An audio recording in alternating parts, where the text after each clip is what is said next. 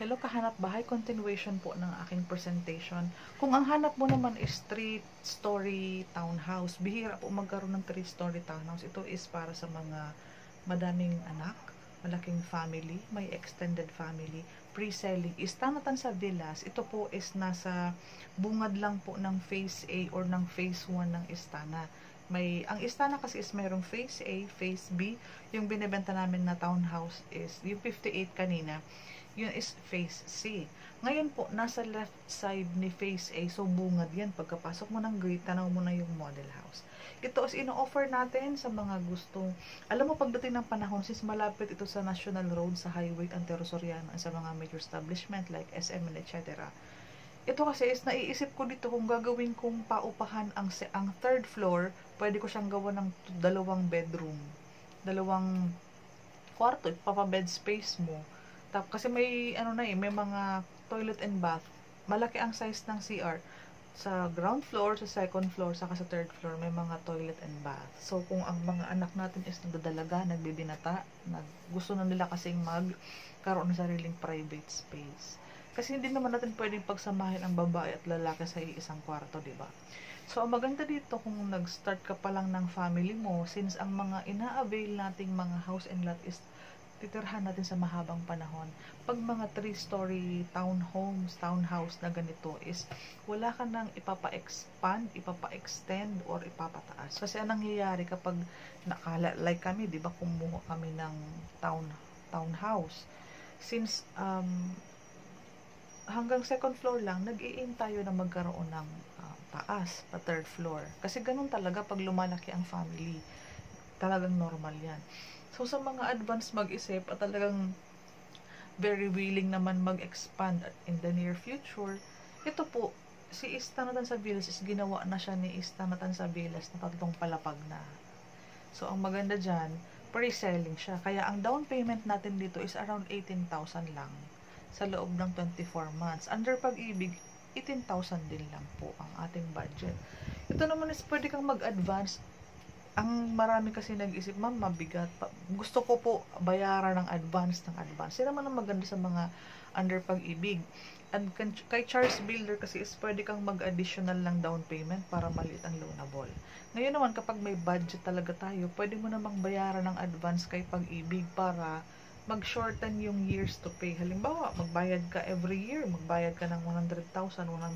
Kapag na-loan approve na yan, ipapasok mo yan sa add to principal. Kapag nagda-down payment ka pa naman, in 24 months, magdagdag ka lang na magdagdag for down payment. Kasi after 24 months, bago pumasok ng Pag-ibig, total contract price minus down payment, yun ang magiging loanable mo.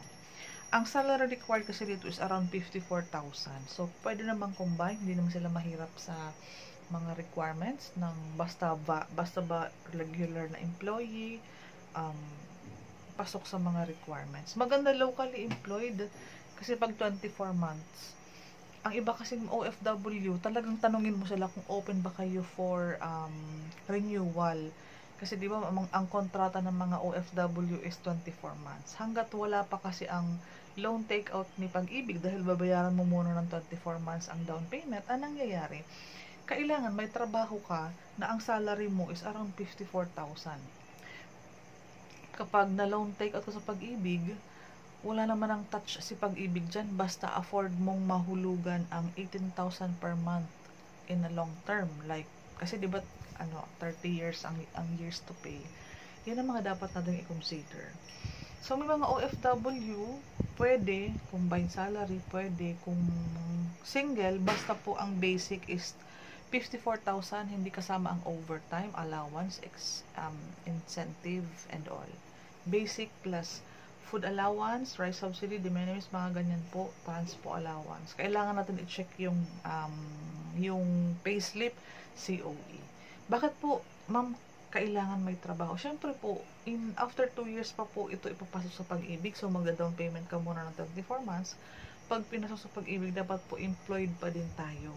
Kasi salary, hindi siya salary loan lang. Talaga po, ang tawag dito is housing loan, long term ang ating loan sa Pag-ibig. So, sa mga baguhan po sa mga ganitong sistema ng paglulong sa bahay, pwede kayong magtanong, kaya ina-advise ko na wag mahiya ang mga buyer na tumawag sa Viber. I-add ako sa Facebook, i-follow nyo ako, i-subscribe kayo kasi from time to time nag-upload ako ng mga ano mang pwedeng maitulong, kaya maganda po na nagko-comment kayo sa baba kung ano yung mga request nyo. Tapos, after nyo mag-comment, i-direct message nyo po kasi hindi po tayo magkakausap sa YouTube. Walang portal kung paano mag-usap sa YouTube. So, ang pwede po talagang mangyari is Messenger, WhatsApp, Viber. Pwede tumawag dyan. Para kung ano yung tanong mo, yun lang din po. Ito po, ganun din kung paano kami mag-reserve sa istanatan sa Facey, ganun din po ang status dito. May mga corner pa. Actually, madami pa pong corner lot sa mga gusto ng may excess lot. Madami din pong inventory si Istanatan sa Villas. Open na ang SM, kaya pa isa-isa nagkakaroon na po ng mga reservation. At the moment po, hindi ganun kadami ang project ngayon sa Tansa. And heads up po, sa next year, ang mga project namin po is nasa naik na. So, kung mas preferred nyo po ang Tansa, maganda po na makapag-decide na kayo at the moment habang meron pa pong mga available units. Kasi si Istana Tansa, yung isa nating project na 58 model na around 2 million, ang salary is 35. Doon po is 3 block na lang. Ito po si Istana Tansa Villas na 3 palapag. Madami pang inventory pero hindi ganoon kalaki ang community. Bilang mo lang mga units kasi nga po maliit lang talaga ang location sa mapa ng Istana Tansa Villas. Hindi siya yung sobrang laking community. And kung napanood mo yung Leoville Townhomes na na-discuss ko sa dalawang previous vlogs, yan po, may mga pwede ka na pong pagpilian. Kung wala pa po dyan, may mga i-discuss pa po akong mga ibang project. Somewhere in Gentry naman tayo. At tandaan po natin na pag mas malapit sa Metro Manila ang mga project, ang price niyan isasahin yung medyo talaga pricey. Pag mga Gentry naman po, mahaba kasi ang Gentry at naiipit po siya ng isang pahaba ang Gentry. So, pipiliin natin ang location. Kung gusto mong makalabas agad ng Antero Soriano Highway, meron kaming project na i-discuss ko next na vlog. Hindi pa naman ako antok. Yun po is maganda talaga ang location. Yun ang tinatawag nating sa may Gentry duplex, malapit yan sa may itong Robinson's Gentry, diyan sa may Divine Grace Hospital. Paglabas niyaan, diyan na po ang daan. General Trias po ang tawag doon. Kung hanap mo is mga single detached, single attached, may Hestia tayo. Sa part naman niya ng kabilang Gentry na malapit sa 13 papuntang Dasma. Yan po ang mga location natin. Pag may mga tanong kayo, huwag kayong mahihiya. Okay po, para ma-discuss agad natin kung yung mga hinahanap mong bahay, ikaw na po ang magsabi sa akin, Ma'am Cindy. Ang salary ng yung mag-asawa kong combine, ganito, ang hanap naming bahay is single attached, ganito po ang budget na kaya namin sa down payment. Para mabilis ko na pong, alam ko na ang i-offer ko sa inyo. At least makapag-offer ako ng isa, dalawa, tapos makabigay ako ng feedback about sa location, about ano ang magandang piliin sa dalawa, at least ma-check natin.